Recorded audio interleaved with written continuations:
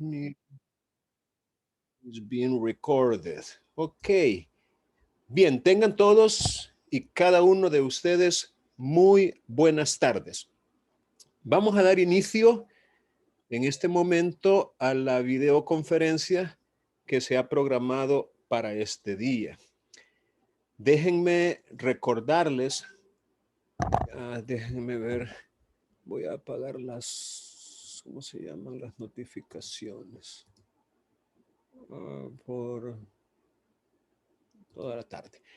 Ok, les decía que es importante recordar que la razón de ser de estas videoconferencias es que ustedes, antes de venir a ella, lean por lo menos los contenidos que se han diseñado y que se han preparado para ustedes y que se colocan en la plataforma virtual de Canvas. Y que a medida que van leyendo esos materiales y les surjan algunas inquietudes o preguntas, con toda confianza las puedan formular, ya que la idea de esta reunión es precisamente, déjenme checar que aquí estoy teniendo problemas con la cámara. La idea de estas actividades de reunirnos es precisamente esa, ¿no? Vamos a ver qué está pasando aquí.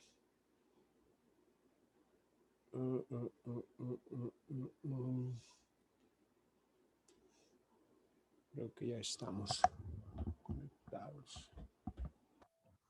Vamos a ver. Ok. Bien, entonces lo primero que yo necesito saber es si alguno de ustedes, a medida que ha estado leyendo los materiales, los contenidos, tiene alguna pregunta. Porque, repito, una de las mayores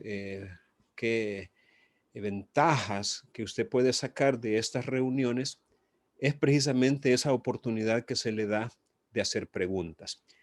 Así que si alguno de ustedes tiene alguna pregunta, nomás levante active el micrófono y haga alguna pregunta que desee formular. Yo sí tengo, creo que dos. Muy bien, le escucho. La primera es relativa a una de las sentencias que subió en el material en Cámara. Ok. Que creo que era, no sé cómo se llamaba exactamente, pero decía 4713. Ajá. Que es algo relacionado con lo de la ley del servicio civil. Ok. Sinceramente no me quedó claro por qué no le la declararon improponible, ¿verdad? Fui a buscar ahí y más o menos el artículo 61 siento que hay ambigüedad, no sé si será así o yo no entendí bien, porque dice dos cosas que son similares, ¿verdad? Que en caso que cuando se condene a alguien, al infractor, esta condena tendrá fuerza ejecutiva la ejecutoría de la sentencia. Entonces eso no me quedó muy claro. Entonces es un título con fuerza ejecutiva o un título con fuerza de ejecución. Entonces, la verdad no entendí muy bien la explicación de la cámara, así que por favor ahí necesito. Vaya, déjeme ver si podemos revisar esos contenidos, porque honestamente, como son tantas las resoluciones que yo consulto, podría no recordar muy bien, pero vamos a tratar de juntos revisar a ver si lo logramos esa sentencia. Déjeme ver si puedo hacer llegar esto para mostrárselos en pantalla. Vamos a ver si puedo regresar aquí. Vaya. Asumo que están viendo en el fondo en la plataforma Canvas. Confírmenme, por favor. Sí. Vaya. Entonces, efectivamente, en el módulo correspondiente a esta semana, vamos a Van a tener un poquito de paciencia que como estoy transmitiendo, digamos que la velocidad de conexión disminuye un poco. Pero vamos a intentar llegar a la semana. Bien, se refiere entonces a esta presentación, ¿verdad? Sí, en una presentación de la semana, estando... Sí, presentación de la semana, donde efectivamente ustedes podrán ver aquí. Este documento, por cierto, yo en las indicaciones semanales les he pedido con bastante énfasis que puedan leer estos contenidos que en el caso de esta semana se colocaron también las competencias que se espera que ustedes puedan adquirir. Y en esta ocasión se colocaron tanto las competencias genéricas como la competencia específica de la carrera y también la competencia específica de la asignatura. No solo eso, sino también la situación problemática para que ustedes puedan tener una idea exacta de qué es lo que se espera que logren durante esta asignatura y de qué manera lo deben lograr, la situación problemática. También el criterio de evaluación que durante el presente cómputo servirá como parámetro para poder determinar si han adquirido o no la competencia. En esta ocasión, el criterio de evaluación es que usted, de forma cooperativa, va a elaborar un expediente. Y en ese expediente va a documentar los actos procesales, valga la redundancia, del proceso ejecutivo, aplicando para ello las normas jurídicas pertinentes. Entonces, este criterio de evaluación es importante y también una pregunta de metacognición. Esto tiene que ver con el análisis interior que usted debe hacer con alguna frecuencia para poder mejorar, porque la idea de la metacognición es que usted pueda hacer una reflexión de su proceso de aprendizaje y cómo usted puede ir mejorando, porque esa es la idea, la mejora continua de usted como persona, como profesional, como individuo, como miembro de una sociedad, de una familia. ¿Cuál es la utilidad práctica del proceso ejecutivo? Conozco y realizo con corrección jurídica los actos necesarios para resolver una pretensión ejecutiva. Esta vendría a ser, repito, la pregunta de reflexión. Y finalmente, efectivamente, tenemos dos expedientes que, dada su relevancia, yo quise compartir con ustedes. Y efectivamente creo que a este es al que usted se refiere, ¿verdad? Al expediente 47E13 de la Cámara Tercera de lo Civil. Vean, lo importante de esta sentencia, aparte de esa confusión que genera, porque yo coincido con usted, a mí tampoco me quedó claro por qué es que se dictó esa improponibilidad y por qué, si mal no recuerdo, se confirmó por parte de la Cámara. Entonces ya vamos a abordar eso, pero antes, y aprovechando la mención que usted hizo de esto, vamos a, ¿por qué no?, a repasar estos asuntos que se han mencionado acá. Vaya, y como la idea aquí es que ustedes también puedan participar, voy a pedirles así dedocráticamente que me ayuden a leer. Vamos a ver, Araceli González, ayúdeme por favor leyendo la parte esa que está en pantalla. Buenas tardes, Liga. Ahorita le ayudo. Buenas tardes. Dice, el proceso ejecutivo tiene un carácter muy especial que lo diferencia de los demás procesos. En él, un acreedor exige a su deudor, el cumplimiento de una obligación cuya existencia consta previa e indubitablemente en un documento que tiene fuerza ejecutiva y que básicamente sirve de fundamentos al reclamo. Muy bien, Sigo gracias. leyendo. Sí, Sí, solo no. déjeme hacer un pequeño comentario. Según esto, Bye. el proceso ejecutivo es especial y definitivamente se distingue de los demás. La vez pasada, nosotros tocamos el tema de la clasificación de los procesos y mencionábamos, si mal no recuerdo, tres clases o tipos de proceso. Los procesos declarativos, por un lado, los procesos ejecutivos por el otro, ejecutivos, sí, ejecutivos, o de ejecución, si se quiere, de ejecución, y los procesos cautelares. Entonces, sería importante, a partir de esta explicación que están dando los magistrados de Cámara, que usted valore en estas tres categorías dónde creen ustedes que se ubica el proceso ejecutivo. ¿Será que es un proceso declarativo? ¿Será que es un proceso de ejecución? ¿O será que es un proceso cautelar?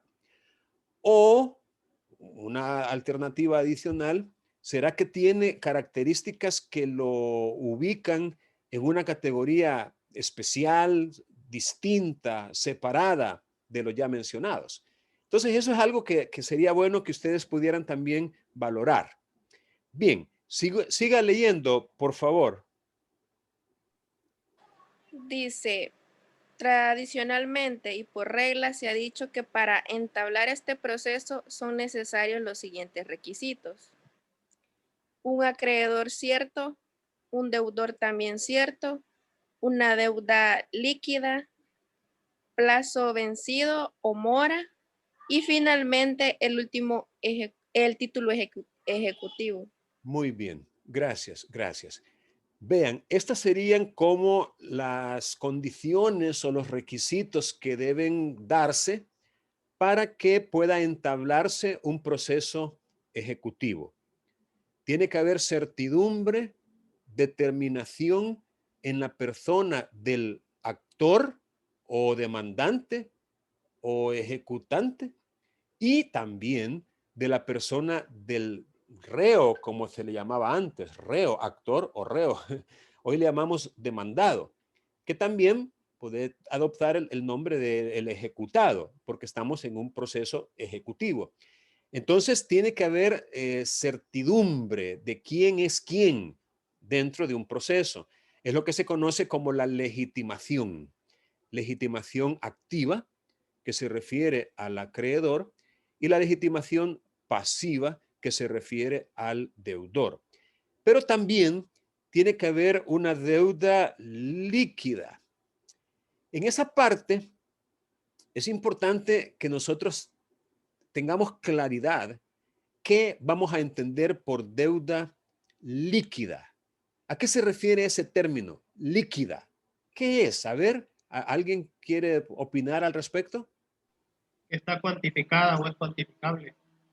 Muy bien. Fíjese que usted acaba de mencionar algo que en esta parte la Cámara no lo dijo, pero lo ha hecho en otras sentencias o resoluciones. Y es que también se admite que la deuda sea liquidable. O sea, líquida es que ya en ese momento en que se está presentando la demanda, se sabe a cuánto asciende, cuál es la cantidad del reclamo. Pero liquidable es también válido, aunque no se sepa digamos, en ese momento de una forma precisa y exacta, pero a través de algunas operaciones aritméticas básicas se puede perfectamente determinar la cantidad. Entonces, en ese caso estaríamos en presencia de una deuda que a lo mejor no sea líquida, pero que es liquidable.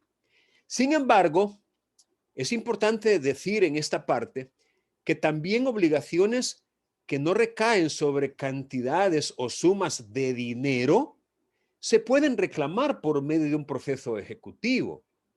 Es decir, la prestación que se reclama no necesariamente o no siempre es una suma de dinero, sino que también se admite la posibilidad de un reclamo de cosas genéricas.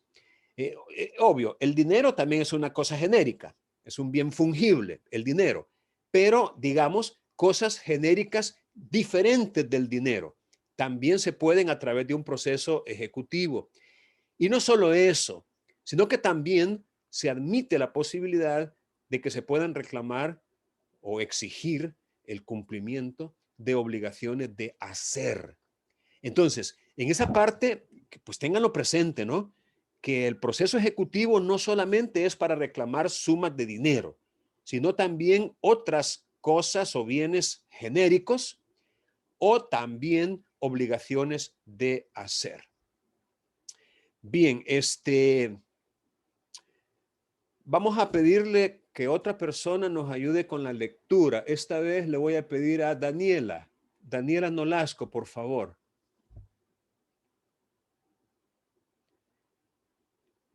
Si creen que la letra Buenas está muy tardes. pequeña, buenas tardes, tal vez la pueda Sí, aumentar un poquito. Déjenme intentar aumentarla un poquito más. Yo creo que aquí ya está un poquito más grande. Lea, por favor, Daniela. va. Sí, está bien. Va. Lo que es muy singular en este tipo de procesos es que el actor debe presentar, junto con la demanda, un documento que conforme a la ley traiga aparejada ejecución, el cual sirve para probar desde el principio del proceso la existencia de la obligación y la identificación, tanto la persona titular de derecho como la de la obligación, quienes necesariamente deberán ser los mismos sujetos que en la demanda aparezcan como ejecutante y ejecutado respectivamente.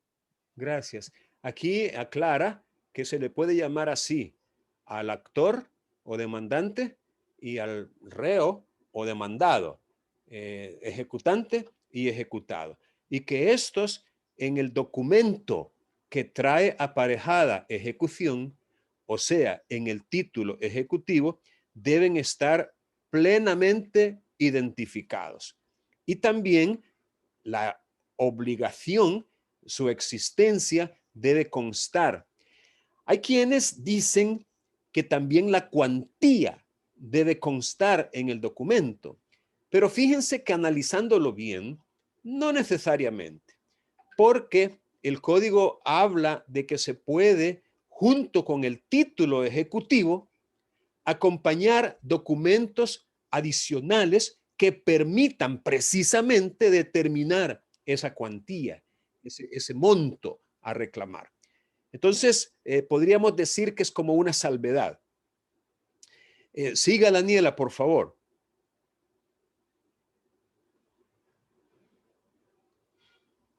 Daniela. Sí, de tal manera que desde el inicio del proceso deberá estar comprobada la existencia de un vínculo obligacional y la legitimación ad causam de cada uno de los sujetos que conforme a la demanda van a ocupar los extremos de la relación jurídico-procesal. Muy bien. Entonces, eso es clave.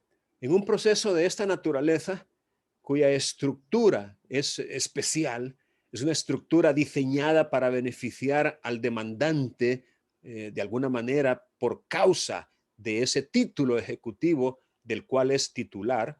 Entonces es importante, repito, que de antemano esté comprobada la existencia de esa obligación, la legitimación también de cada uno de los que van a intervenir. Bien, vamos a pedirle a otra persona que nos ayude siempre con la lectura. Esta vez a Elena. Elena Villanueva. Ayúdeme a leer, por favor.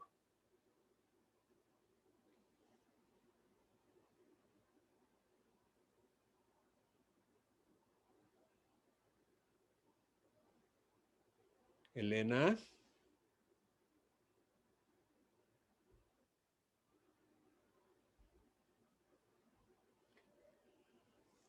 Bueno, Cindy Celaya, ayúdeme usted, por favor. Buenas tardes, licenciado. Buenas tardes. Ok, los requisitos de fondo son 3. El título ejecutivo debe ser cierto. La certeza quiere decir que el juez, a primera vista, con solo leer el título ejecutivo, deben quedar informado de quién es el acreedor y quién es el deudor. La sola lectura del título ejecutivo debe suministrar los datos suficientes y bastantes. Siga, por favor. Si los datos que se necesitan para liquidar la deuda no aparecen en el título ejecutivo, entonces carece del segundo requisito de fondo para ser considerado como título ejecutivo, es decir, liquidez de la obligación. Esta debe ser por medio de datos que ofrezca el mismo título ejecutivo, el mismo documento, no datos extratítulos, es decir, no solo conocer lo que se debe, sino cuándo se debe. ¿Cuánto? En En eso esa parte es cuánto. No sino solo, cuánto ajá, se debe, perdón. correcto, cuánto. Habla de un quantum o cantidad. Oh. En eso consiste la liquidez. Ha de ser líquida la obligación para poder exigirse en la vía ejecutiva. Y por último, la exigibilidad, es decir, que haya mora en el pago de la deuda, de modo que en el juicio ejecutivo se trata de llevar a ejecución derechos claros y definidos. Muy bien, muchas gracias. Vaya, fíjense bien, en esta parte, cuando la Cámara explica la liquidez de la obligación como segundo requisito de fondo, en mi opinión, digamos que la Cámara está restringiendo que en el título mismo debe constar o aparecer la liquidez de la obligación. Y claramente dice que no debe aparecer en extratítulos. Entendamos por extratítulos documentos distintos o diferentes. Pero en esa parte yo les hago a ustedes la aclaración de que el mismo código permite adjuntar al título ejecutivo otros documentos que permitan precisamente determinar esta liquidez de la obligación. Entonces, en ese punto, digamos que la Cámara se quedó corta al exigir que en el título mismo conste la liquidez de la obligación como segundo requisito, ya que este requisito perfectamente se puede cumplir, en mi opinión, con documentos, en el decir de la Cámara, que son extra títulos. Entonces eso, pues obviamente ustedes tienen que valorarlo y verlo también en otras fuentes diferentes de esta sentencia. Con ello, y quizás valga la pena hacer la aclaración, las cámaras, cuando resuelven, digamos que no necesariamente lo que dicen es la última palabra. Por eso, en lo personal, me gusta más consultar resoluciones de la sala, porque obviamente la sala es el tribunal superior en grado. Es la que determina la jurisprudencia y la doctrina legal, porque no solo una, sino cientos de veces la sala modifica, revoca o discrepa de lo que han dicho las cámaras. Sin embargo, recordemos que el proceso ejecutivo, a menos que sea un título valor el documento base de la acción, no produce los efectos de cosa juzgada la sentencia que se pronuncie. Ahora, esto es importante en materia de medios de impugnación, porque si la sentencia que se dicta por regla general en los procesos ejecutivos, la sentencia no produce los efectos de cosa juzgada, eso significa que no admite el recurso de casación. En otras palabras, no va a llegar a la sala de lo civil un proceso ejecutivo, sino que se va a quedar a nivel de cámara. la Cámara es la que va a resolver en definitiva estos asuntos. Entonces, por eso en este tema de los procesos ejecutivos, pues definitivamente tenemos que estudiar las resoluciones de Cámara. Aunque, pues, ¿por qué no decirlo? Contengan algunos detalles que son criticables, como en este caso. Bien, vamos a continuar la lectura. Vamos a ver. Vaya, y siempre vamos a tener ocasión para leer, o sea, le vamos a pedir Elías Paiz, ayúdeme por favor leyendo. Ok. Solo indique ahí desde la letra A, ¿no? Sí, aquí dice sí, correcto, el examen de procedencia, correcto. Ok. Siendo que al juzgador compete como facultad jurisdiccional determinar la aceptación o rechazo de una demanda, es consecuente referirnos a dicha facultad en general y sobre la improponibilidad en particular. Y es que, en efecto, el juzgador tiene la obligación de hacer un juicio o examen de procedencia de la demanda, ya que es una facultad suya la de controlar y dirigir el proceso, artículo 14 del Código de Procedimientos Civiles y Mercantiles, a fin de pronunciarse por defectos u omisión, es tanto de la demanda como de su pretensión, de donde el juzgador tiene, pues, la facultad jurisdiccional de rechazar o desestimar una demanda entendida esta no solo como el acto formal de iniciación del proceso, sino también como la pretensión misma que conlleva tal rechazo, puede serlo in limiti litis, y eso, la palabra. Vamos, Lo tiene que que quieras. esforzarse por leerla. Continúo con los literales que tienen que ver con... No, quiero que lea esa frase. Pues sí, que ¿en qué idioma es esta frase? ¿En Es latín? en latín, es en latín. Ajá. In persequendi litis. Muy bien, muy bien. Así. Gracias. Voy a hacer un comentario. Mire, precisamente el tema de esta semana 3 de esta asignatura es precisamente ese juicio liminar o ese examen liminar de la demanda. ¿Qué significa liminar? O en latín, in limine. In limine. Esa frase aparece aquí, ¿no? Vamos a ver. In limine.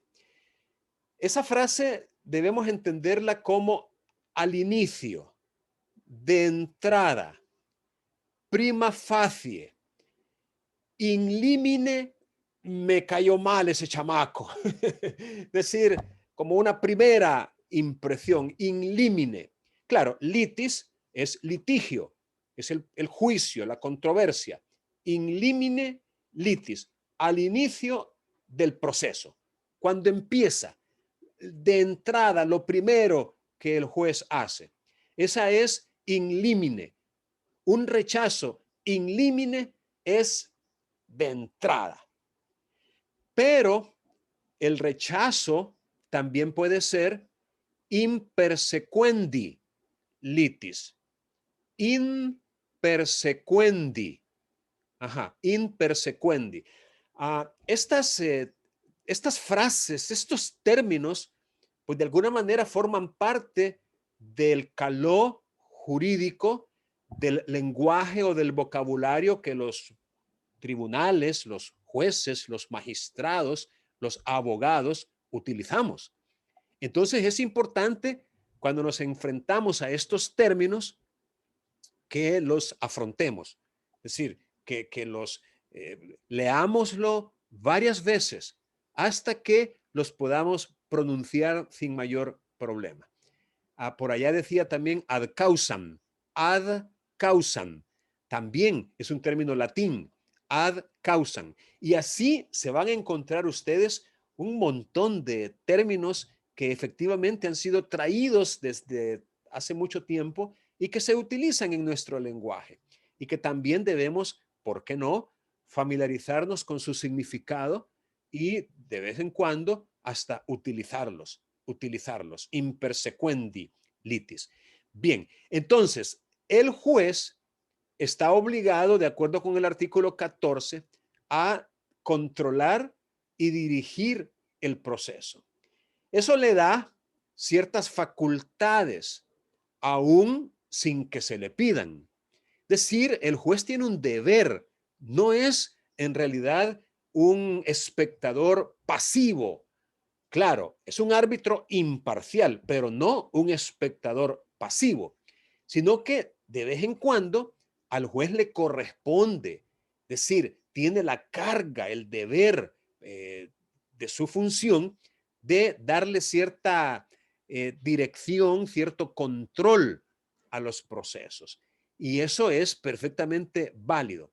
Ahora, como parte de ese control, de esa facultad de dirección que los jueces tienen, deben hacer un juicio o examen de procedencia de la demanda, un juicio liminar de la demanda.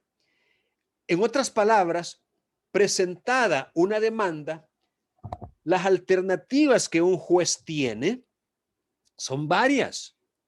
No solamente es la de admitir la demanda a trámite, por supuesto que no.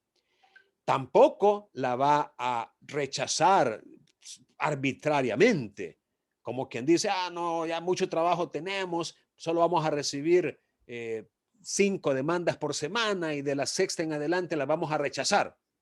Tampoco.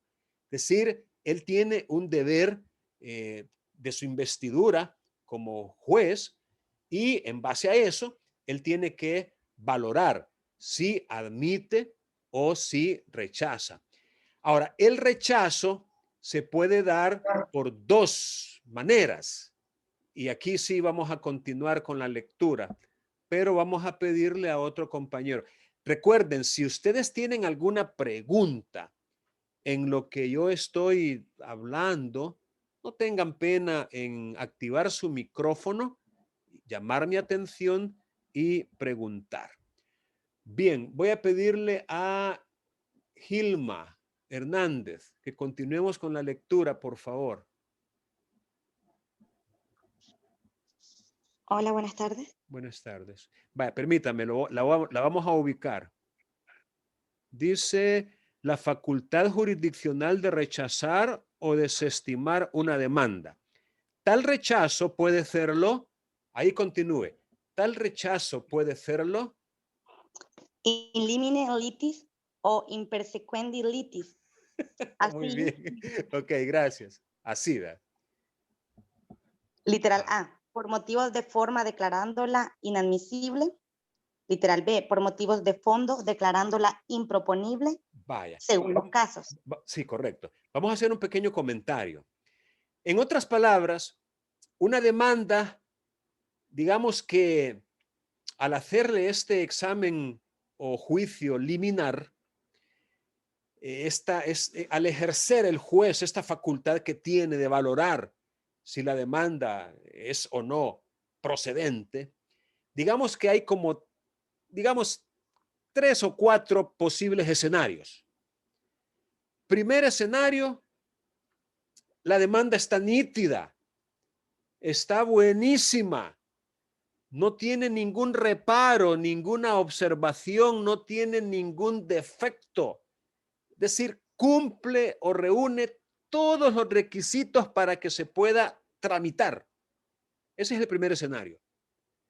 Es lo que podría llamar yo un escenario ideal. Es lo que todos quisiéramos, que nuestras demandas las admitieran de una vez. Ok. Pero hay un segundo escenario. Vayámonos al extremo opuesto. Un escenario en el cual le encuentra defectos de fondo. O sea, no son de forma, como que dicen, no son cuestiones intrascendentes o irrelevantes o fácilmente subsanables. No, sino que estamos en presencia de defectos importantes, graves, serios. Es decir, encuentra defectos de fondo. Entonces, en ese caso, el juez no puede admitir a trámite la demanda, sino que debe declararla improponible. A la improponibilidad de la demanda se refiere el artículo 277 del Código Procesal Civil y Mercantil, a cuyo estudio los remito. Es decir, usted tiene que estudiar en el artículo 277 cuáles son esos motivos que pueden dar lugar a la improponibilidad de una demanda, porque se aplica a la demanda ejecutiva, se aplica perfectamente. Pero veamos un tercer escenario. El tercer escenario es que el juez encuentre que hay defectos de forma. Por ejemplo, la demanda es oscura. Así se dice, oscura. No es que el papel que se utilizó o la tinta que se utilizó. No. Es decir, oscura en su redacción, en su contenido interno. Es decir, no hay claridad en la exposición de los hechos, por ejemplo, o de los argumentos de derecho, por ejemplo. Hay oscuridad, hay ambigüedad, hay contradicciones, hay frases que se dan a una doble o triple interpretación. O sea, la redacción no es feliz. ¿Ya? Pero también puede ser que hayan, como quien dice, omisión, incumplimiento o inobservancia de las formalidades que la ley misma establece para la demanda. Por supuesto, dependiendo la clase de proceso que pretendamos iniciar con ella. Por eso es que ustedes están trabajando, bueno, trabajaron, y yo digo están porque todavía van a tener que revisar esto que han hecho, demandas en proceso ejecutivo. Entonces, si por ejemplo, fíjense bien, para manejar un ejemplo, usted no le colocó la fecha en la parte inferior, es decir, antes de la firma, o quizás no le colocó la firma misma en la demanda, o a lo mejor no le colocó la designación del juez o del tribunal al cual va dirigida, o quizás usted no mencionó cuál es el domicilio del demandado. Usted mencionó quizás una dirección o un número de fax, pero no mencionó el domicilio del demandado. Entonces, todos estos son defectos de forma que justifican un rechazo. Pero aquí yo les quiero hacer una aclaración que es de la mayor importancia. Un rechazo de la demanda cuando es por defecto de forma, no tiene que ser inmediato, no tiene que ser prima facie, como dicen los autores, sino que tiene que mediar una prevención.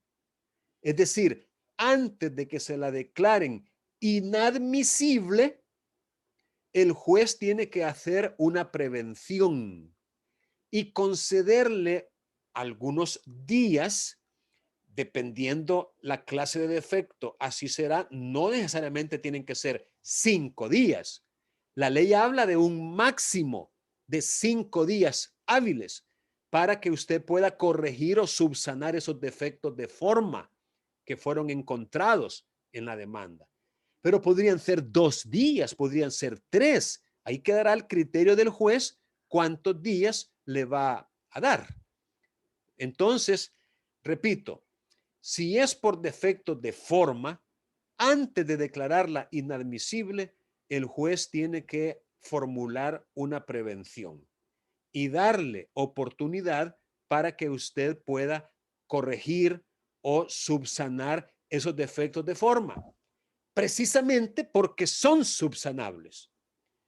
Caso contrario, es los motivos de improponibilidad, es decir, los motivos de fondo, porque siendo así, siendo de fondo, usted no los puede corregir, no los puede subsanar. Entonces, ¿para qué le van a hacer una prevención si a lo imposible nadie está obligado? Es decir, la ley dice que si el juez encuentra un defecto de esa naturaleza, sin prevención alguna, va a declarar improponible la demanda. Pero eso sí, tiene que fundamentar, porque el deber de motivación de las resoluciones judiciales es un tema clave. Ahí hay principios constitucionales implícitos y no se puede simplemente decir, declárase improponible la demanda, sin más. Por supuesto que no. El juez tiene que fundamentar, tiene que argumentar, tiene que decir por qué está declarando la improponibilidad de la demanda. Bien, vamos a continuar con la lectura. Vamos a pedirle esta vez a Jenny. Jenny, creo que es Melara. Jenny, por favor. Sí. Este tribunal, por fines prácticos y en conformidad con nuestro Código Procesal Civil y Mercantil, acepta las anteriores figuras, especies de rechazo, género, en la forma así clasificada. En todo caso, estamos frente al ejercicio de rechazo como facultad jurisdiccional. En el proceso de mérito, según se justificará más adelante, resulta congruente y preciso estudiar la figura de improponibilidad así. Vaya, no apague el micrófono que va a seguir leyendo. Vale. Cuando la Cámara o un juez o una sala dice el proceso de mérito, equivale a decir en el presente proceso. En este caso que nosotros estamos resolviendo. La Cámara procede a hacer un análisis de la figura de la improponibilidad precisamente porque en primera instancia la demanda que se presentó se declaró improponible. Entonces, es obvio que para resolver sobre una improponibilidad, la Cámara haga un análisis de esa figura. Y es precisamente lo que están haciendo a continuación. Siga, por favor. Bueno, nuestro legislador reconoció o estableció dicha figura en el artículo 277 del Código Procesal Civil y Mercantil, que literalmente dice, si presentada la demanda, el juez advierte algún defecto en la pretensión, como decir que su objeto sea ilícito, imposible o absurdo, carezca de competencia objetiva o de grado, o atiende al objeto procesal como la Permítame. Atinente. Atinente al objeto procesal. Atinente es una forma de decir referido a, relacionado con, atinente. Vean, estoy a través de estas lecturas también, ¿por qué no decirlo? Valorando el léxico que en este momento ustedes tienen y tratando de hacer puntualmente algunas correcciones semánticas, porque recuerden que nosotros utilizamos la palabra como herramienta. La palabra, los términos, las frases, los conceptos. Y es muy importante que tengamos claridad en ellos. Así que me van a disculpar, ¿verdad? Obviamente no es nada personal, pero sí voy a hacer esa pausa cuando yo encuentre, como por ejemplo cuando le dije a Elías que se detuviera en persequendi, impersequendi litis. Bien, sigamos. Ok. Ya me perdí. Ahí está en pantalla. Atinente, ok. Ajá. Atinente al objeto procesal, como la litispendencia, la cosa juzgada, compromiso pendiente, evidencia falta de presupuesto materiales o esenciales y otros semejantes. Se rechazará la demanda sin necesidad de prevención por ser improponible, debiendo explicar los fundamentos de la decisión. Muy bien, gracias. Si ustedes se fijan, lo que acaba de hacer la Cámara es bien sencillo. Simplemente transcribió el contenido del artículo 277. de nuestro código. Ahora, ¿por qué es esto importante? Porque en esta semana, semana 3, nos corresponde precisamente estudiar ese examen liminar, ese juicio que se le hace a la demanda ejecutiva. Y nosotros necesitamos conocer cuáles son los motivos de fondo que dan lugar a una improponibilidad. Por dos razones. Primero, evitarlas cuando somos demandantes. Asegurarnos que la demanda que estamos presentando es proponible. Y segundo, desde la óptica del demandado, cuando representamos a un demandado, si nosotros conocemos los motivos de fondo, las causas que dan lugar a la improponibilidad, perfectamente no solo las podemos, sino que las debemos alegar como motivo de oposición.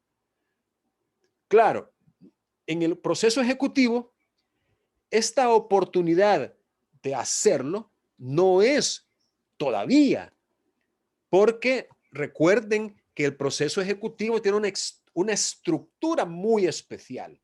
No es como el proceso común, en el cual se presenta la demanda, se hace el examen de su admisibilidad y en el caso de que se admita, se notifica, se emplaza al demandado en aplicación de aquel principio recogido en el aforismo latino, auditur altera pars. Auditur altera pars, que traducido al español significa óigase a la parte contraria. Pero en el proceso ejecutivo no. Es decir, antes de oír a la parte contraria, el juez está facultado, habilitado para dictar una medida cautelar patrimonial, como lo es el embargo. Y ese motivo de oposición nosotros lo usaremos hasta después de trabado el embargo, cuando se nos notifique el embargo y ese embargo equivale al emplazamiento para poder contestar la demanda. Y es entonces que podemos formular como motivo de oposición alguna de estas causales de improponibilidad. Pero usted estará de acuerdo conmigo en que si usted no conoce las causales de improponibilidad, ¿de dónde o cómo las va a alegar? Imposible. Entonces usted necesita conocer estas causales y por eso es de que están allí tanto en la ley como en la jurisprudencia y en la doctrina. Entonces, veamos. Es más, déjenme intentar a ver si podemos hacer una lista. Vamos a ver, en el número 1, objeto ilícito. Causal de improponibilidad. Objeto ilícito. Número 2, objeto imposible. Número 3, objeto absurdo. Ya van 3 motivos de improponibilidad. Objeto ilícito, objeto imposible, objeto absurdo. Todos ellos son defectos en la pretensión. Número 4, el juez carece de competencia, ya sea objetiva o de grado. Ese también es un defecto que da lugar a la improponibilidad. Es más, aquí no aparece la incompetencia territorial, pero leyendo en el Código Procesal Civil y Mercantil aprendemos que si de repente el juez denota que no es competente por razón del territorio, la solución legal que da el código es también la improponibilidad. Entonces, es como otra causal que no aparece aquí expresamente. Otro defecto es un defecto atinente, o sea, que se relaciona o que tiene que ver con el objeto del proceso, el objeto procesal. y nos pone 3 ejemplos. La litispendencia. ¿Qué es la litispendencia? Fácil. Ya hay en otro juzgado o en el mismo juzgado una demanda cuya pretensión es exactamente la misma.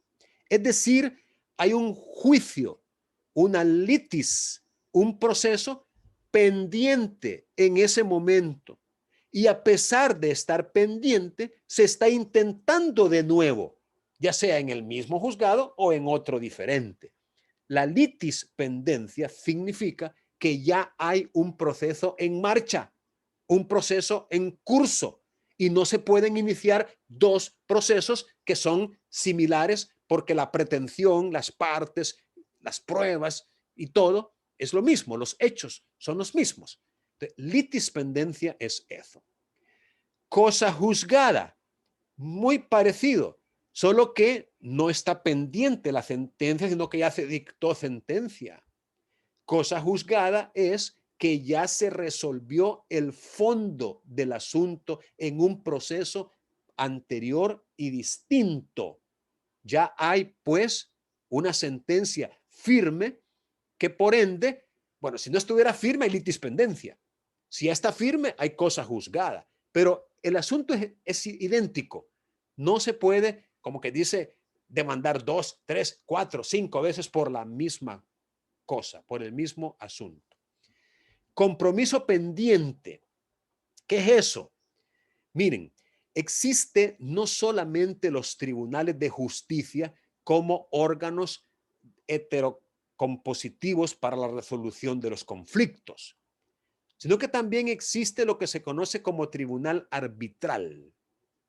Es decir, en un contrato, por ejemplo, las partes que lo otorgan perfectamente pueden poner una cláusula arbitral. Es decir, una cláusula que dice que en caso de controversia, en caso de discrepancia, en caso de litigio, en caso de conflicto, se va a resolver en un tribunal arbitral. Ese es un compromiso y si se pactó, si hay una cláusula que lo establece, se tiene que respetar. En otras palabras, el juez, al valorar el documento que se le está presentando, aunque sea, ojo, aunque sea un título ejecutivo, si él ve y determina que hay una cláusula en él que dice las partes se someten a arbitraje para la resolución de cualquier conflicto que se presente en razón de este contrato, ahí hay compromiso pendiente.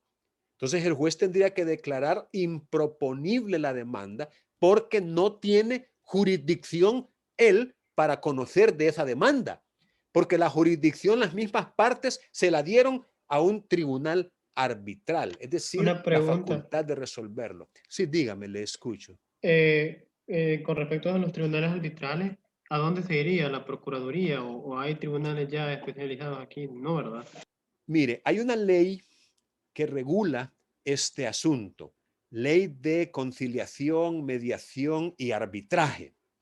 Esa ley establece centros de mediación y arbitraje, pero tienen un carácter no vinculante, afortunadamente. Y digo afortunadamente porque a diferencia de las sentencias o de los juicios que se tramitan en sede judicial, que son gratuitos, en estos tribunales hay que pagar y no es poquito lo que se paga. Entonces, si usted va a un centro de arbitraje para que le designen allí al tribunal arbitral, entonces ahí hay un arancel, hay una tarifa de lo que tiene que pagar. Una de las partes paga a uno de los árbitros, la otra de las partes paga al otro y entre las 2 partes pagan al tercero, porque no puede ser un número par, tiene que ser un número impar. Pero como no es vinculante, en presencia de un compromiso arbitral, también podría buscarse árbitros, digamos, que no estén adscritos a estos centros de arbitraje. Abogados, por supuesto, en ejercicio, que de alguna manera tengan la experiencia y que gocen, ¿por qué no?, de la confianza de aquel que los busca. Ojo, no es un abogado al que van a contratar, es un árbitro. Y como tal, podría darse el caso de que aunque usted lo contrate, resuelva en su contra. Eso es lo que se llama honestidad, transparencia, ética. Y usted tiene que asumir eso, pues. Pero entonces, el compromiso pendiente, porque usted mismo en el contrato se sometió a la decisión de árbitros, pues quita la posibilidad de que sea proponible judicialmente. Así, digamos, la respuesta. Y también, de acuerdo con lo que estamos viendo aquí en el artículo 277, la falta de presupuestos materiales o esenciales y otros semejantes.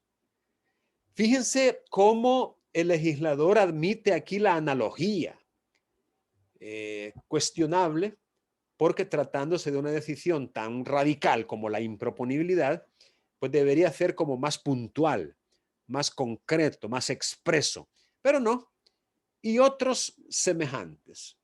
Entonces, como les dije antes, sin necesidad de prevención, o sea, no tiene por qué prevenir, porque ¿para qué va a declarar la improponibilidad?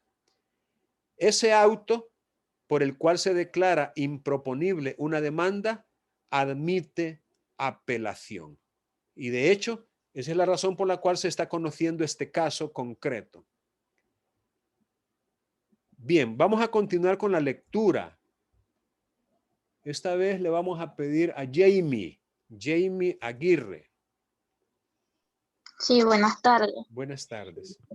La improponibilidad de la pretensión se puede entender como un despacho sanador de la misma, constituyendo una manifestación controladora por parte del órgano jurisdiccional. Ahí hay otra palabrita. Una manifestación contralora. Contralora. Ese término también se utiliza mucho. Contralor, contralora. Se parece a controlador y controladora, pero es un término diferente. Contralora, una manifestación contralora. En el fondo significan lo mismo, pero es válido decir contralora. Siga, por favor.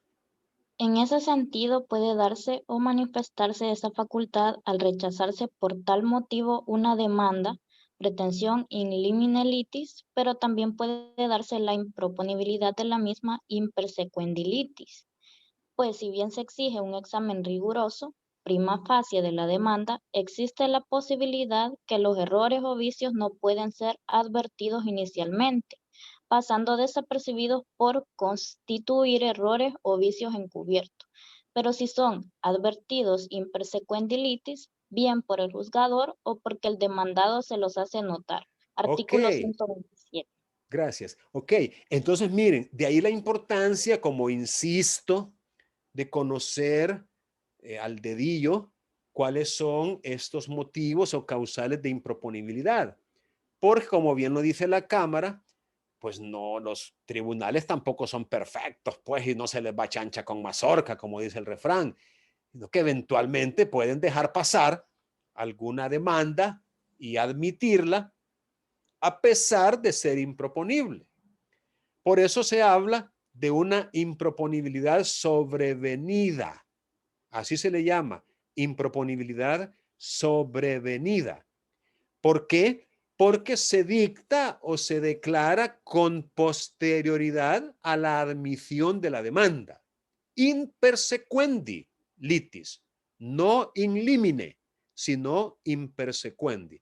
El tribunal mismo puede ser que haya reparado en su omisión o en su error de apreciación inicial, o las partes interesadas, en este caso el demandado, se los hace notar. Vamos a ver, vamos a pedirle a Carla Gabriela. Ayúdeme por favor con la lectura. Buenas tardes. Buenas tardes. Esas circunstancias de orden procesal pueden ser de varios tipos. A. Ausencia de un presupuesto de la litis, sea alguno de los de carácter subjetivo, como la falta de competencia objetiva y funcional del órgano judicial, o el sometimiento a compromiso pendiente, lo que hace en este caso al asunto no jurisdiccional. A esos ejemplos legales habrá que añadir la posible falta de jurisdicción de los tribunales salvadoreños por razones materiales o territoriales o los defectos de personalidad de las partes. Bien, vamos a hacer un pequeño comentario. La Cámara en esta parte resume ciertas causales de improponibilidad bajo este título: ausencia de un presupuesto de la litis, falta de competencia objetiva, falta de competencia funcional, sometimiento al compromiso arbitral, en cuyo caso el asunto es no jurisdiccional, sino arbitral, y también falta de jurisdicción por razón de la materia, por razón del territorio, o los defectos en la personalidad de las partes, es decir, una falta de legitimación, tanto activa como pasiva. Siga la lectura, por favor.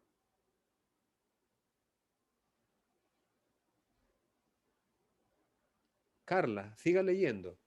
B. Falta de presupuesto objetivo, ilicitud o imposibilidad de la tutela jurisdiccional reclamada. C. Falta de competencia en razón del territorio. D. Aparición de un óbice procesal impeditivo de una sentencia de fondo. El artículo 277 del Código Procesal Civil y Mercantil menciona concretamente la litispendencia y la cosa juzgada, sin excluir a otros. Por ello mismo, a este grupo de los óbices se une por su naturaleza la caducidad de la acción por transcurso del plazo previsto para su ejercicio y otros. Muy bien, muchas gracias. Vean, aquí aparece un ejemplo de una causal que no está expresamente contemplada en el artículo 277, pero que también podría dar lugar, en caso de aparecer, a la improponibilidad de la demanda, y es la caducidad de la acción por haber transcurrido el plazo previsto por la ley para su ejercicio. Y la Cámara dice, y otros. Allí pues habría que seguir estudiando para ver si encontramos otros casos de improponibilidad de una demanda. En los casos que se les han compartido, hay uno que llama la atención, y es el caso, se dio aquí en Oriente, de una demanda que se presentó, creo que era ejecutiva, pero resulta que cuando el notificador fue a buscar a la persona para notificarle el decreto de embargo y por ende emplazarlo para que contestara la demanda, resultó que años atrás la persona había fallecido, es decir, el demandado, el ejecutado, ya estaba muerto cuando se presentó la demanda. Eso se logró acreditar, pues, imper sequendi litis, cuando se llegó a notificar en la casa donde vivió en vida esa persona, y la esposa les dijo, no, mire, él murió ya tal fecha, y la fecha era años, 2, 3 años antes de la presentación de la demanda. Entonces, imper sequendi litis, el tribunal dictó la improponibilidad de la demanda. Eso tiene que ver con la legitimación, porque no puede demandarse a una persona que no existe, que está muerta. Entonces, se declaró improponible. Se apeló y bueno, ahí van a ver ustedes cuál es la resolución de la Cámara. Vamos a pedirle siempre con esto de la participación a Kaylee Villanueva. Sí, buenas tardes, licenciado. Buenas tardes.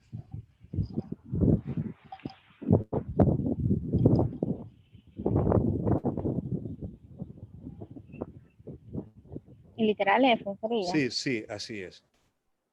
De ahí que se considere a la improponibilidad como la facultad que tiene el juzgador de rechazar de plano las pretensiones que no pueden ser acogidas ni siquiera tramitidas por el aparato jurisdiccional en atención a la legalidad, al debido proceso y al derecho de defensa de las partes, inclusive si la pretensión escapa del ámbito jurisdiccional o se basa en un objeto que carece de controlor, dice, jurisdiccional, Contralor. Ujú. jurisdiccional, la otra palabra no la veo bien ahí hoy sí. Cabría, dice, el rechazo por improponibilidad, y es que tal rechazo se traduciría en que la demanda no constituye el medio idónea para que el proceso continúe su marcha en pos de la sentencia definitiva. En consecuencia, tenemos que la improponibilidad está reservada solo para casos de vicio que por su naturaleza no admiten corrección o subsanación. Muy bien, gracias, Kaylee.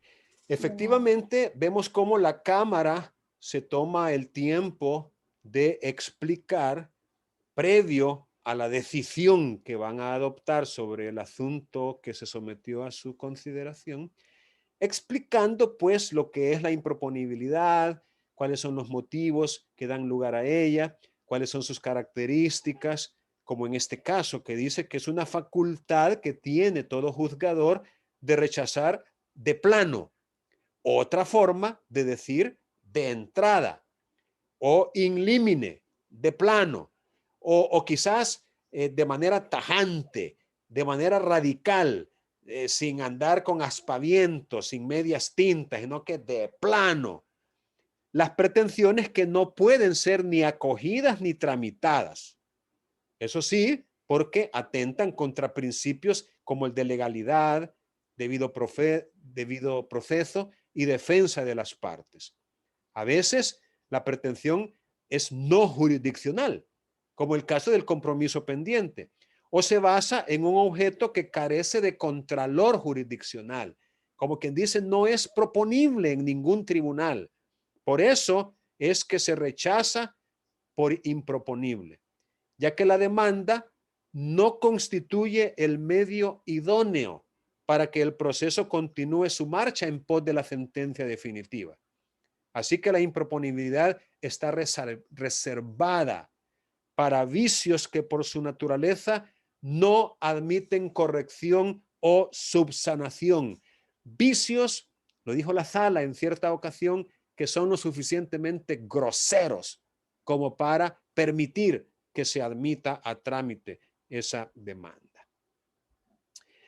Bien, vamos acercándonos ya a la pregunta. Imagínense cómo una pregunta nos ha tenido todo este rato aquí. Pero es importante porque, repito, estamos dentro del análisis, juicio o examen liminar que se le hace a las demandas.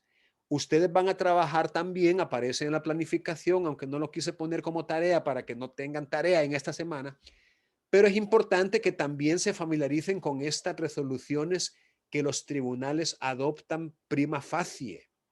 Es decir, recuerden, el criterio de evaluación de este cómputo es elaborar un expediente de un proceso ejecutivo. Ya tienen la demanda. Pues hay que hacer también el auto que el tribunal dicta en cualquier sentido, ya sea admitiendo la demanda y ordenando que se le dé trámite ya con el embargo, solicitado, por supuesto, en la demanda, o haciendo prevenciones porque se encontraron motivos de forma.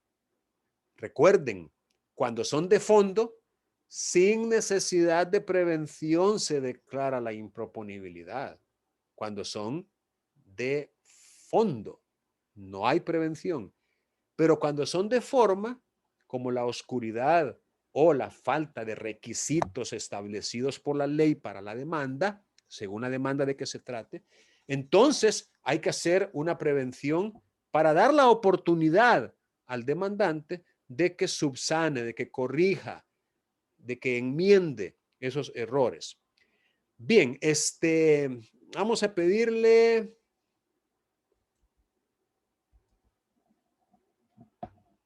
Luz Elena Gómez Sandoval. Ayúdeme, por favor, con el análisis procesal. Buenas tardes, licenciado. Buenas tardes. Análisis procesal. Número 1. Estando en presencia de una demanda ejecutiva, este tribunal in limine litis debe calificar si el documento que la acompaña reúne las condiciones para que sea catalogado como instrumento que trae aparejada fuerza ejecutiva, a fin de determinar, de conformidad al contenido de dicho documento y a lo expuesto en la demanda, si se ha cumplido con los demás requisitos para considerar que es factible la vía ejecutiva. Sigo. Sí, por favor. Número 2. En tal sentido, del estudio realizado se desprende que el ejecutante ha presentado junto con su demanda como documento base de su pretensión certificación de la sentencia pronunciada por el Tribunal del Servicio Civil a las 10 horas 15 minutos del 14 de agosto de 2012 y de la resolución de las 8 horas 30 minutos de 12 de noviembre del mismo año, por medio del cual se declara ejecutoriada la referida sentencia, sustentando su pretensión en el artículo 61 de la Ley del Servicio Civil, específicamente en el inciso 7, que a su letra dice: el incumplimiento de la sentencia del Tribunal del Servicio Civil en cuanto al pago de los sueldos dejados de percibir por el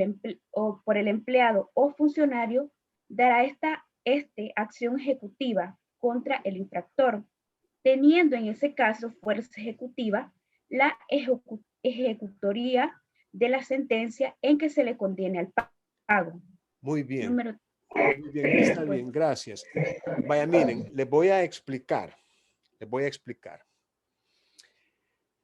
Una cosa es la sentencia que se dicta en un procedimiento cualquiera, ya sea judicial o administrativo. Y otra cosa es la ejecutoria. Repito, ustedes necesitan familiarizarse con una serie de términos o conceptos que son muy propios del quehacer jurídico. Es el vocabulario técnico que estamos obligados no solo a conocer, entender, sino también a utilizar. Entonces, dice el artículo de la Ley del Servicio Civil, el artículo 61, que la fuerza ejecutiva la tiene la ejecutoria de la sentencia. No la sentencia, sino la ejecutoria. Por supuesto, nos queda, digamos, la tarea de averiguar, por un lado, qué vamos a entender por la sentencia y por otro lado, qué vamos a entender por la ejecutoria. Lo que sí nos debe quedar claro es que no son la misma cosa, son cosas distintas. Si usted busca en Google, por ejemplo, o en un diccionario especializado, usted va a encontrar que ejecutoria hace referencia a una resolución que indica que esa sentencia ya está firme y que por ende ya no se puede modificar, ya no se puede recurrir de ella. La ejecutoria es, pues, una resolución judicial, un auto si se quiere, un decreto, ahí usted le puede dar el nombre que quiera, pero en todo caso, un documento o una actuación judicial posterior, por supuesto, a la sentencia, posterior. No puede ser ni anterior ni simultánea. Necesariamente tiene que ser posterior. Y es como el documento que acredita que la sentencia ya es inimpugnable. Ya no se puede discutir porque ya quedó firme. Hay varios escenarios o varias alternativas al respecto. Una de ellas es que no se presentó ningún recurso y el tiempo para recurrir pasó. Un reconocimiento o una aceptación tácita de la sentencia. Usted no recurrió de ella y ya pasó el tiempo que la ley le da. Entonces se declara ejecutoriada. ¿Por qué? Porque ya no hay posibilidad de presentar recurso, ya que el tiempo para hacerlo ya pasó. Ya no hay chance de hacerlo. Y el otro escenario es que usted sí presentó un recurso, pero o bien se le declaró inadmisible por extemporáneo, por no reunir los requisitos para que el recurso prosperara o se le admitiera. Es decir, se inadmitió el recurso. O un tercer escenario, usted presentó el recurso, se le admitió a trámite, pero al final el Tribunal Superior confirmó la sentencia que usted estaba impugnando. Es decir, le dio la razón al tribunal. No se la dio a usted, sino que al tribunal. Entonces, en ese caso también se declara ejecutoriada. Entonces, el punto aquí es, y aquí a mí tampoco me quedó claro, ya recordando el caso, a mí tampoco me quedó claro porque junto con la demanda, la persona que la presentó adjuntó dos instrumentos y así lo dice en la relación de los hechos tal cual constan en esta resolución. Presentó dos instrumentos. Presentó la sentencia, pero también presentó la resolución por la cual se declara ejecutoriada.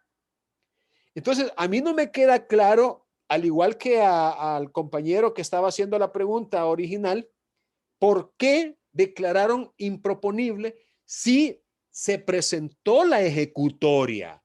Es decir, la resolución por la cual se declaró firme la sentencia. Entonces, ahí no me queda claro.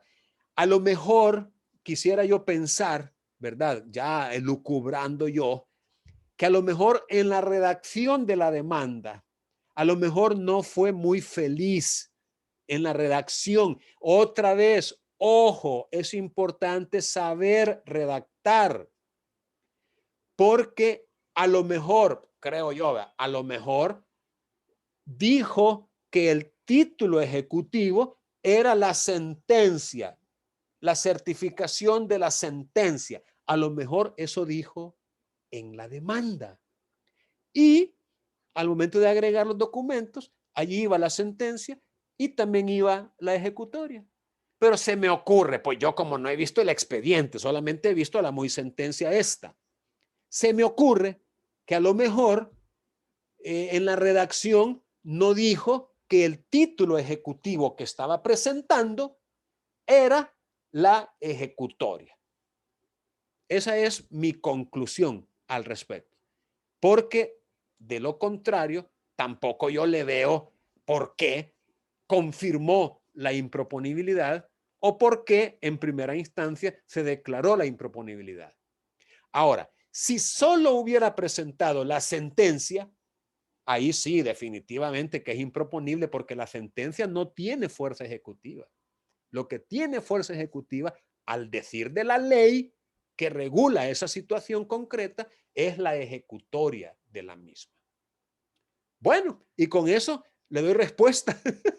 Miren qué interesante. Una pregunta nos llevó casi toda la videoconferencia.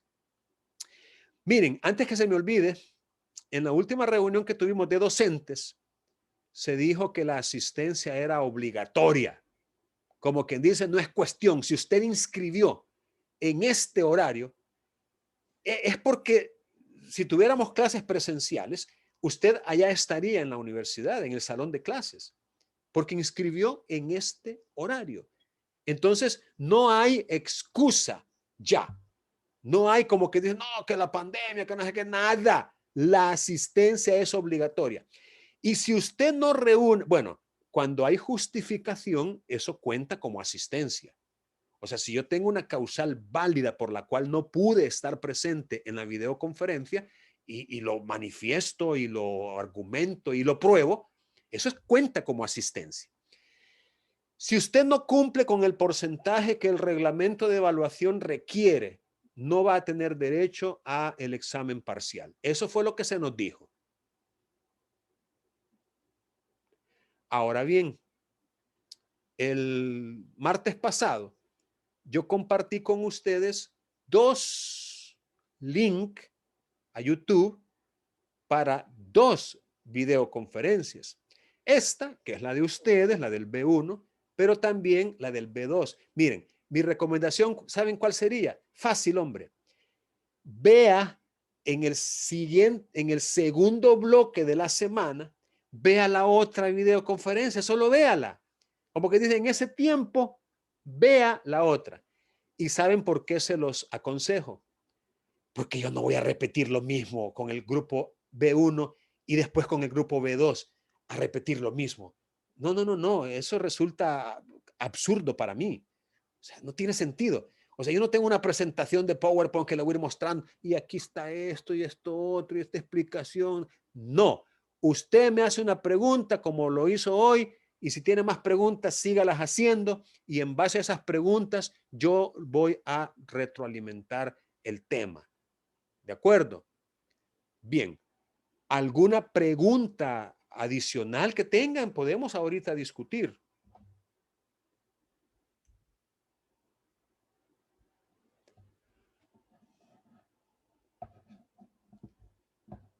Miren que ustedes son los que pierden la oportunidad. El deber ser es que usted vaya estudiando el código, vaya estudiando el libro texto, que como bien lo saben es el Código Procesal Civil y Mercantil comentado. Busquen algunos materiales adicionales, alguna tesis por ahí, algún libro. Y aquellas cosas que no entiendan, pues vayan escribiendo preguntas ahí en su cuaderno. Y el día de la videoconferencia, usted haga la pregunta. Por cierto, usted me dijo que tenía 2 preguntas. Había la última, si quiere la hace y así aprovechamos. Ajá. Sí, era con el derecho a la audiencia, ¿verdad? Porque a la audiencia de prueba, porque parece que ahí leí de que como este proceso es más en pro de los intereses del demandante, entonces como que al ejecutado como que no le dan mucho chance, ¿verdad? De presentar prueba, porque si no es a petición de la parte demandante, no se abre prueba, o sí se puede abrir prueba cuando el ejecutado pide prueba para impugnar el título, lo que sea que va a impugnar. Esa era mi otra pregunta. Muy bien, muy bien. Y es una pregunta muy buena, aunque digamos que lo vamos a ver con mayor profundidad en otras semanas posteriores, porque de alguna manera la oposición del demandado y la audiencia de oposición y la sentencia, pues de alguna manera también esto como que nos va dando un poco más de margen para ser un poco más amplios en las explicaciones. Pero anticipo. El proceso ejecutivo está diseñado de tal suerte que el demandante logre la satisfacción de su crédito de una manera expedita, de una manera rápida. Esto tiene connotaciones políticas, que conste, políticas económicas. Es decir, ¿conviene o no conviene darle estas facilidades a, digamos, a los comerciantes o a las personas que ponen en riesgo su capital, su patrimonio, su dinero, haciendo préstamos o financiando proyectos? Es decir, ¿conviene o no conviene que sea expedito para en caso de incumplimiento? O sea, hay que hacer un análisis sociológico incluso, ¿no? ¿Qué es lo que más conviene? Que hayan trabas y que sea un calvario recuperar sus capitales cuando los ha invertido, o darle cierta facilidad. Entonces, el legislador se ha decantado por esta segunda posibilidad, darle facilidades al dueño de la riqueza, porque quiérase o no, el acreedor ocupa, y aunque hablemos de igualdad y que equiparación, que equidad, siempre hay un desbalance, definitivamente, siempre lo vamos a encontrar, por la misma naturaleza del rol que se ocupa, pues demandante, demandado. Ahora, hay un título ejecutivo que justifica esta posición y este tratamiento. Un título que por definición es indubitable. Es decir, no es que tenga plena prueba, pero sí hay un carácter fehaciente en la pretensión, como dice el autor en el Código Procesal Civil y Mercantil comentado, que comenta el proceso ejecutivo. Hay un carácter fehaciente en la pretensión. Fehaciente, o sea, hay razones para creerle al demandante.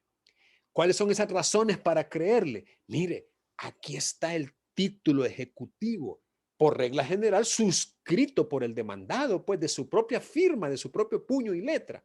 Entonces, claro, el argumento del demandante es: tengo un título que acredita la existencia de una obligación a mi favor contraída por el demandado. Y resulta que no ha cumplido. Claro, aquí tenemos un dilema. ¿Será cierto que no ha cumplido? ¿Qué vamos a suponer ante esa afirmación que hace el acreedor? ¿Que es cierto o que es mentira? Ok, ¿qué le estaríamos atribuyendo al acreedor si le creemos o si no le creemos? ¿En qué caso estaríamos utilizando buena fe y en cuál caso estaríamos utilizando mala fe? Y no hablo del acreedor, hablo del juez. ¿Qué le debe atribuir el juez al acreedor? ¿Buena fe o mala fe? O lo que es igual, ¿qué creen ustedes que es lo que se presume por ley?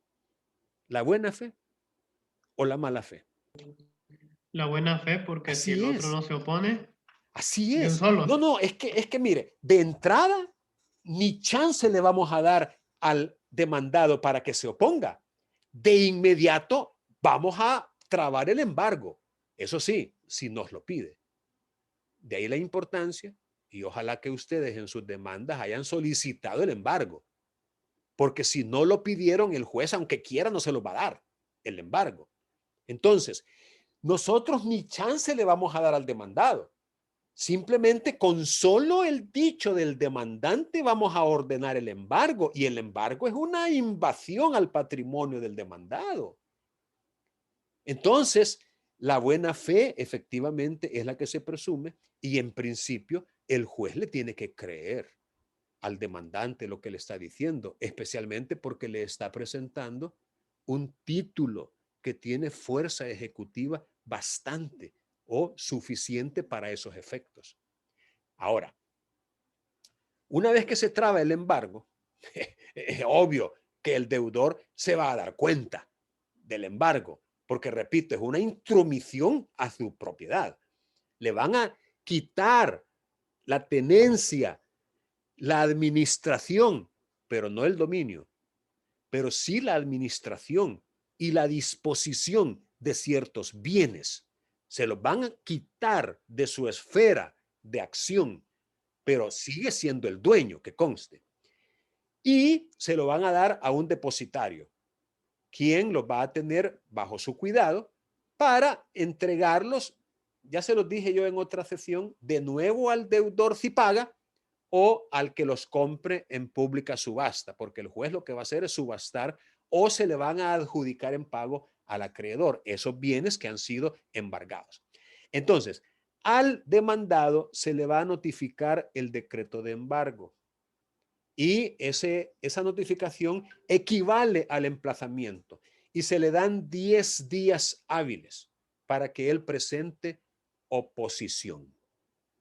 Allí es donde él tiene la oportunidad de plantear una oposición en base a los motivos que se mencionan en el 464, si mal no recuerdo, en relación con otros motivos que se mencionan para los títulos valores en el Código de Comercio, que también hay que tomar en cuenta que la oposición también puede nacer del Código de Comercio para ciertos títulos valores que también admiten oposición. Entonces, aquí hay dos posibilidades en cuanto a la audiencia. Primera, que no la pidan. Otra vez, si no la piden, tampoco el juez la va a ordenar. Fíjense bien lo importante que resulta saber que la tiene que pedir, porque si no se pide por alguna de las partes, el juez no la va a ordenar. Pero aunque la pidan, es posible que el juez no la considere necesaria. Es decir, el juez podría decir, ¿para qué voy a hacer audiencia si con la prueba documental que me han presentado me basta y sobra para resolver la oposición? Entonces, es posible que el juez no la considere necesaria, la audiencia de oposición. Y en ese caso, pues tampoco la va a señalar. O es posible que sea necesario que se realice la audiencia. Y en ese caso, pues la va a convocar y en la audiencia le va a dar la palabra al demandado para que amplíe sus alegatos, para que proponga, para que se produzca la prueba de sus alegaciones. Le va a dar la palabra al demandante para que diga lo que tiene que decir y después de la audiencia de oposición, el juez va a resolver. En su momento, cuando ya vayamos avanzando en el proceso ejecutivo, vamos a abordar nuevamente este asunto de qué es lo que sucede cuando hay oposición y cómo se realiza esa audiencia. Muy bien, ¿alguna pregunta final? Porque les quiero pasar la asistencia. Vamos a ver. Aquí mismo. Buenas tardes, Lick. Sí, buenas tardes. Le escucho. Sí, fíjese que me ha entrado una duda que es bastante curiosa. Okay. Y es que en cuanto a un título valor, como por ejemplo una letra de cambio, recuerdo yo que allá creo que cuando el IGESCI nos dio la cárcel de mercantil y vimos estos títulos valores, vimos la figura de la balista, que sirve como, digamos, como fiador, ¿va? Y que al estampar la firma a reverso en este caso, la letra de cambio, sí, el librador, creo, o librado, no sé, no paga la obligación, pues le toca a la balista cancelarlo, ¿no? En ese sentido, ante el incumplimiento de la obligación del deudor, ¿a quién se demandaría? ¿A la balista de una sola vez en el proceso ejecutivo o al deudor principal? Vaya, fíjese que dependiendo el título valor de qué se trate, así será la acción cambiaria que se ejecute, porque hay acción directa y hay acción en vía de regreso. Entonces, la acción directa efectivamente es contra el deudor principal, aquel que en el título valor suscribió la obligación y se comprometió a cumplirla. Pero también existe la acción en vía de regreso, que es la que se dirige precisamente, entre otros, contra los avalistas. Entonces, repito, va a depender. Lo que sí debemos nosotros tener en cuenta es que las obligaciones mercantiles son solidarias por regla general, a diferencia de las obligaciones civiles, que por regla general son conjuntas, no solidarias. En lo civil son solidarias por excepción, pero no como norma. Pero en lo mercantil es lo opuesto.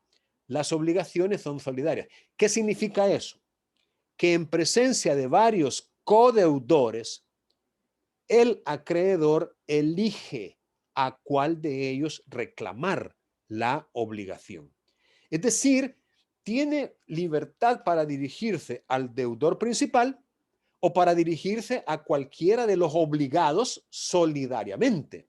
Entonces, Otra vez, no le puedo dar una respuesta que se aplique a todos los casos porque va a depender del documento que esté utilizando como título ejecutivo, es decir, del título valor. Pero es muy buena su pregunta porque debemos saber que si nos equivocamos en el demandado, otra vez, al haber falta de legitimación pasiva, da lugar a la improponibilidad de la demanda. Bien, siguiendo el mismo procedimiento